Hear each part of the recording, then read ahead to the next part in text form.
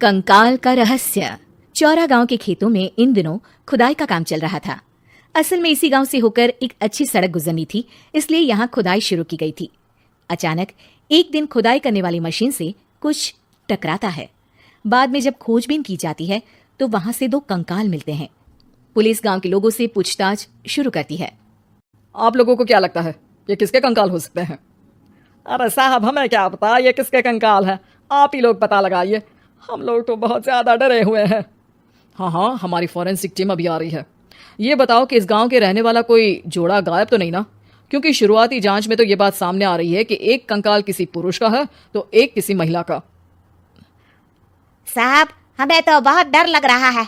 ऐसे कंकाल मिलने का मतलब गांव के आसपास ही किसी की हत्या हुई है या फिर किसी को जलाकर मार डाला गया है। हाँ साहब, हम अपने परिवार को लेकर बहुत ही ज़्यादा परेशान हैं। देखिए, आप लोगों की परेशानी हम समझ सकते हैं, लेकिन आप लोगों को पुलिस का सहयोग करना होगा, क्योंकि आपके सहयोग के बगैर हम ये पता नहीं लगा सकते हैं कि आखिर ये किसके कंकाल है और इनकी हत्या किसने की। ठीक है साहब, गांव के लोग आपका पूरा सहयोग करेंगे। हाँ साहब, पूरा सहयोग करेंगे। तो फिर ठीक है, हम अपनी जांच शुरू कर देते हैं। कुछ दिन बाद जांच रिपोर्ट आ जाती है। पता चलता है कि ये कंकाल करीब 20 साल पुराने हैं, यानी 20 साल पहले किसी जोड़े की हत्या कर शव को यहाँ पर दबा दिया गया था। इंस्पेक्टर राघव, ये बताओ कि 20 साल पहले की मर्डर मिस्ट्री क्या आप सुलझ सकती है?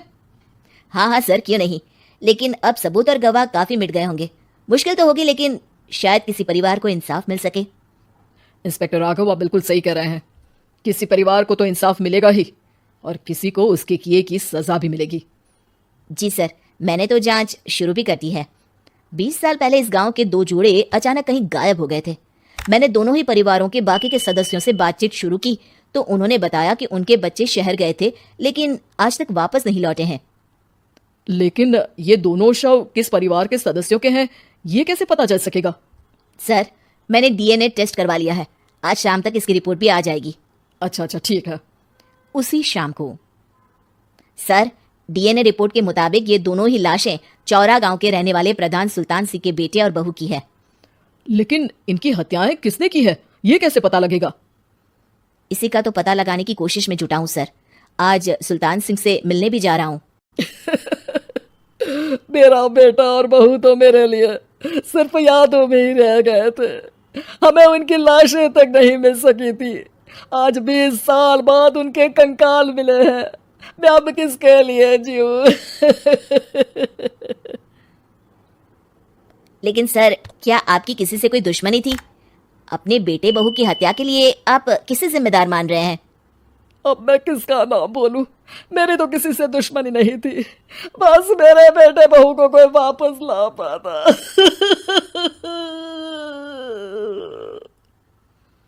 इसके बाद सुल्तान सिंह फूट फूट कर रोना शुरू कर देते हैं। सर, अब आप इनका अंतिम संस्कार करवा सकते हैं। कम से कम इनका शरीर ना सही, इनका कंकाल तो आपको मिला है। लेकिन हाँ, अगर आपको कुछ भी याद आए तो जरूर बताइएगा। मेरी तो बेटा अब उम्र हो गई है, लेकिन मेरे बेटे और बहू के हत्यारों का जरूर पता लगाइएगा, क्योंकि जब तक हत्यारे पकड़े नहीं जाएंगे मेरा मन नहीं मानेगा। सर, हमारी पूरी कोशिश रहेगी हत्यारे को पकड़ने की। लेकिन एक बात बताइए, उस वक्त आपको किस पर शक गया था? उस वक्त मेरे एक ड्राइवर को पकड़ा गया था, लेकिन सबूतों के अभाव में उसे छोड़ दिया गया था। अच्छा, और ड्राइवर पर कैसे शक हुआ था? क्योंकि उस दिन ड्राइवर छुट्टी पर था। उस समय लेकिन लाश क्यों नहीं मिल सकी थी? उस वक्त पुलिस ने बहुत कोशिश की थी, लेकिन दोनों की डेड बॉडी नहीं मिल सकी थी। ठीक है, हमारी तफ्तीश चल रही है, मैं फिर आऊंगा। इसके बाद इंस्पेक्टर वहां से चला जाता है और सुल्तान सिंह अपने बेटे और बहू की याद में खो जाते हैं। कुछ दिन बाद सुल्तान सर, एक बात बताइए, जब आपके बेटे बहू की हत्या हुई थी, उसी के आसपास आपके ही गांव का रहने वाला एक और जोड़ा उसी वक्त गायब हो गया था ना? हाँ सर, अलका और अभिषेक, वो भी मेरे बच्चों जैसे ही थे। तो फिर वो कहाँ है? उनका भी आज तक पता नहीं चल सका, लेकिन बताते हैं कि कुछ साल पहले अभिषेक को गांव के ही किसी आदमी ने मुंबई में देखा था, लेकिन फिर वो गायब हो गया। यानी अभिषेक और अलका की हत्या नहीं हुई थी, बल्कि उन्होंने किसी वजह से खुद ही गांव छोड़ दिया था। हाँ हाँ, हो सकता है, क्योंकि अभिषेक मेरे बेटे संतोष का अच्छा दोस्त था और उसका मेरे घर भी आना जाना लगा रहता था। हो सकता है कि उसने मेरे बेटे और बहू के बारे में सुन लिया हो और ये गांव छोड़ दिया हो सकता है। उनके परिवार का कोई अब नहीं रहता क्या इस गांव में? अब तो कोई नहीं रहता। एक चाचा थे, लेकिन उन्होंने भी अपना पुश्तैनी मकान बेच दिया है। वो भी अब कहीं शहर में ही बस गए हैं। ओह, अभिषेक और अलका के बारे में भी पता लगाना होगा। हो सकता है कि वही इस हत्या के बारे में कुछ बता सके। हो तो सकता है, लेकिन वो बेचारे तो खुद ही वक्त के मारे थे, वो क्या बताएंगे।